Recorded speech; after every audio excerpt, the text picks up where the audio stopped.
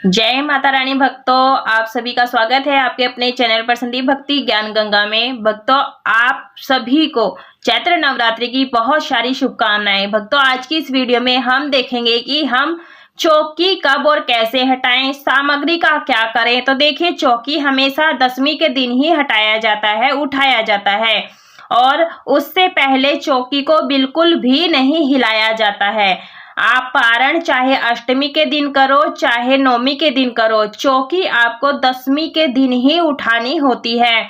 और चौकी उठाने से पहले सबसे पहले हमें जो है माता रानी से प्रार्थना करनी होती है, सभी देवताओं से प्रार्थना करनी है कि हे देवी देवताओं, आप सभी अपने लोक को प्रस्थान हो जाएं और अपना सूक्ष्म रूप से हमारे घर में विराजमान हो जाए। ऐसी प्रार्थना करके हमें चौकी को हिलाना होता है। उसके बाद में जो भी हमने भोग प्रसाद चढ़ाया है उसे क्या करना है वो मैं बताऊंगी। तो देखिए, हम गणपति जी को भी हिला देंगे और जो हमने वरुण कलश बनाया है वो भी हम हल्का सा उसके स्थान से हिला देंगे। जो ज्वारे बोए हैं माता के, आप सभी दर्शन कर लीजिएगा ज्वारों के रूप में। और देखिए, माता रानी को भी थोड़ा सा हिला देंगे। जो हमने जल का भोग रखा था उसका क्या करना है, तो देखिए, हम पुष्प की सहायता से सभी को यहाँ पर जल का छींटा लगा देंगे। तो देखिए, जैसे आप सुबह सुबह में यह पूजन कर रहे हैं तो हल्का सा इसे पकड़ करके हिलाना होता है। मन ही मन में बोलना होता है कि हे गौरी गणेश, आप हमारे घर में सूक्ष्म रूप से हमेशा के लिए विराजमान रहें। बाकी सभी देवी देवताओं को कहें अपने अपने स्थान को प्रस्थान हो जाएं। तो इस प्रकार से जो जल का लोटा है ये आप सूर्य देव को अर्घ्य दे दें। इस प्रकार से जो भोग हमने लगाया था वो हमें सूर्य देव को अर्घ्य देना है। जो भोग प्रसाद आपने हलवा, खीर, पूड़ी, जो भी आपने ऋतुफल आदि अर्पित किए थे वो तो आप कन्या भोग प्रसाद में मिला करके कन्याओं को आप भोग प्रसाद करते हैं, खाना खिलाते हैं।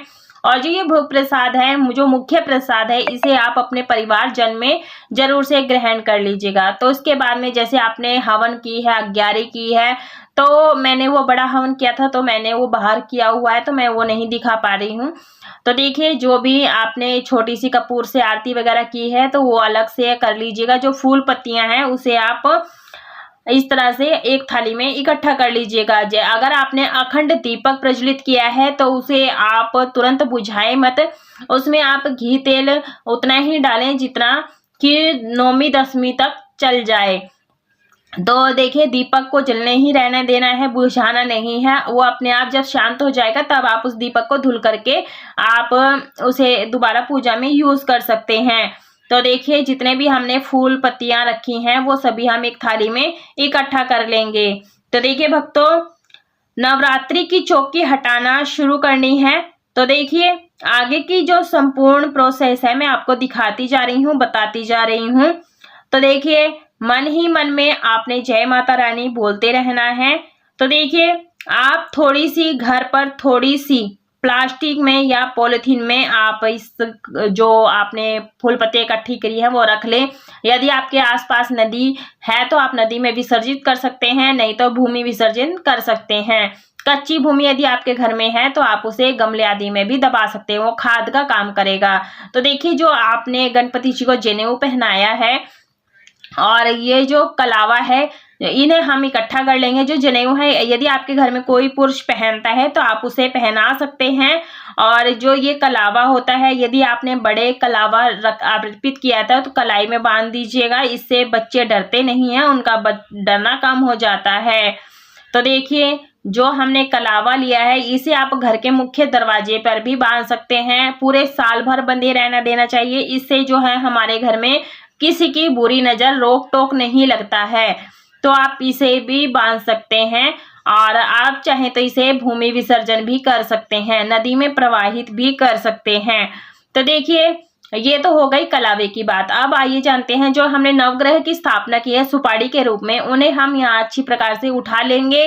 और देखिए, इसे हमें क्या करना है, गंगा जल में धुल करके और अच्छे से स्वच्छ करना है और पोंछ लेना है। पोंछने के बाद में आप इसे दोबारा से पूजा में यूज कर सकते हैं और जैसे आप चाहें तो इसे प्रसाद के रूप में ग्रहण भी कर सकते हैं।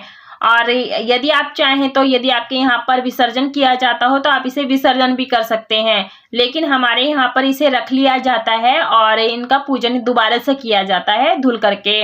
अब आइए जान लेते हैं जो हमने पूजा सामग्री में सुहाग की सामग्री माता को भेंट की थी उसका क्या करना है। तो देखिए, जो हमने लाल सिंदूर माता को अर्पित किया था, ये हम प्रसाद के रूप में कुछ अपने पास रख लेंगे। 2-4 चूड़ियां आप अपने हाथों में पहन लें। बाकी का जो श्रृंगार का सामान है आप अपने रिश्तों में जो भी आपसे बड़ी हैं महिलाएं, स्त्री हैं, ननद हैं, जो भी हैं, आप उनको दान में दे सकते हैं। तो देखिए, जो दक्षिणा है, दक्षिणा आप कन्या पूजन कर रहे हैं तो आप उसमें भी दे सकते हैं। इससे कन्या का आशीर्वाद भी प्राप्त होगा, क्योंकि कन्या के रूप में पूरी 9 देवियों का स्वरूप होता है, तो इससे कन्याएं खुश हो जाती हैं। और ये सुहागन का समान है, आप ये सुहागन महिलाओं स्त्रियों को ही दें, अन्य स्त्री को ना दें। जैसे कि जो कुंवारी आदि हैं, आप उनको सुहागन महिलाओं को ही दें, उनके चरण छू लें, उनसे आशीर्वाद जरूर से लेना है। अब आइए जान लेते हैं जो ये कलश का नारियल है इसे हमें क्या करना होता है। तो देखिए, जो कलश है, जटा का जो नारियल है, उससे हमें जो कलावा है उसे निकाल लेना है। आप चाहें तो यहाँ इस कलावे को अपने हाथ में बांध सकते हैं। जो ये चुनरी है, आप इसे चुनरी को आप अपने मंदिर में रख सकते हैं, माता को उड़ा सकते हैं। तो देखिए, जो चुनरी है माता को उड़ा दीजिए और जो ये नारियल है इसे आप प्रसाद के रूप में ग्रहण कर सकते हैं परिवार सहित। लेकिन ध्यान रहे, जो नारियल है स्त्रियां नहीं तोड़ती हैं, पुरुष ही तोड़ते हैं। उसके बाद में आप बाकी का काम खुद कर सकती हैं और प्रसाद के रूप में ग्रहण कर लीजिएगा। कहीं कहीं मान्यता है कि नारियल को विसर्जन भी कर दिया जाता है, नदी आदि में प्रवाहित कर दिया जाता है। जैसे आपकी यहाँ कुल परंपरा हो वैसा कर सकते हैं। अब ये कलावा आप अपने घर में किसी को भी पहनने के लिए दे सकते हैं। तो देखिए, अब जो ये पान के पत्ते लगाए थे इनका क्या करना है, इसे हमें भूमि विसर्जन या जल विसर्जन करना होता है। तो ये हमने विसर्जन वाली जो चीजें हैं वो हमने अलग कर ली हैं, जो कि हम मट्टी आदि में डाल देंगे तो ये हमारा खाद का काम करेगा। तो देखिए, कोई भी पुष्प ले लीजिएगा। जो ये कलश का जल है इसे हमें पूरे घर में पुष्प की सहायता से छींटा लगाना होता है, क्योंकि इसमें पूरे 9 दिन का माता का आशीर्वाद रहता है। इसमें सभी देवी देवताएं वास करते हैं, तो अपना आशीर्वाद इसमें रहता है। तो इसे इधर उधर फेंकना नहीं है। बस ये देखिएगा, बाथरूम और टॉयलेट को छोड़ करके सभी जगह इसका छींटा लगाइएगा। और जो इसके अंदर हल्दी की गांठ, सुपारी और 1 रुपए का सिक्का, लौंग, इलायची, इसका क्या करना है, देखिए आप इसे पूरे साल भर अपने तिजोरी में लाल कपड़े में बांध करके रख सकते हैं। इससे माता लक्ष्मी का स्थायी निवास रहता है। इलायची का आप क्या कर सकते हैं, आप इसे चाय आदि में पी सकते हैं पका करके। और हल्दी की गांठ जो है इसे सुखा करके पूजा में यूज कर सकते हैं, या फिर आप अपने भोजन आदि में भी प्रयोग कर सकते हैं, आशीर्वाद के रूप में ग्रहण कर सकते हैं। सिक्का और सुपारी का क्या करना है, आप पूजा में जब कलश दोबारा से बिठाएंगे तो आप उसमें रख सकते हैं। और जल और मट्टी का अगर कलश है आप उसे विसर्जन कर सकते हैं। यदि किसी धातु का इसे धुल करके, पोंछ करके, सुखा करके आप दोबारा से पूजा में यूज कर सकते हैं।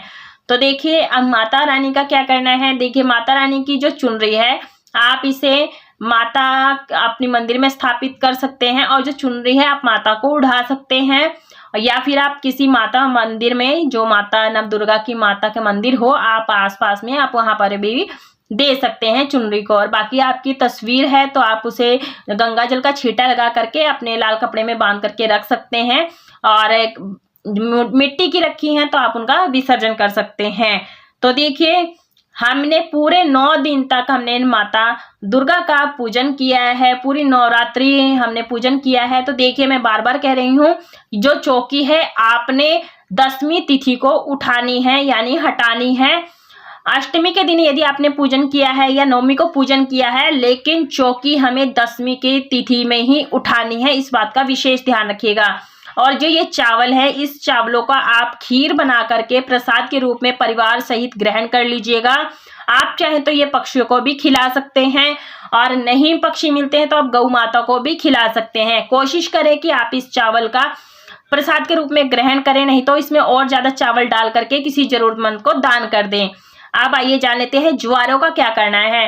देखिए, आप सभी भक्त, माता का आशीर्वाद है, आप माता का जयकारा बोलिए, बोलिए सच्चे ज्योतिया वाली माता की जय। शेरावाली माता की जय दर्शन कर लीजिएगा। ज्वारों के रूप में कहीं ना कहीं दर्शन जरूर से करना चाहिए, क्योंकि इसमें माता के दर्शन होते हैं। और इन ज्वारों को हमें जल में जैसे जूस बना करके पी सकते हैं, या गौ माता को काट करके खिला सकते हैं। और जो ये मिट्टी का पात्र है, आप गर्मियां आ गई हैं तो आप अपने छत पर चिड़ियों के लिए पानी भर करके रख सकते हैं। आप चाहें तो इसे अपने छत पर ही रख दें और इसमें जल आदि डालते रहें, और इस तरह से अपने आप ये सूख जाएगा, इसका विसर्जन खुद ही हो जाएगा। तो इसी तरह से हमें ये पूरी चौकी का विसर्जन करना होता है। फिर से मैं बता रही हूँ कि 10वीं को ही चौकी उठानी है, और इस पात्र को धुल करके सुखा करके दोबारा से पूजा में यूज कर लीजिएगा।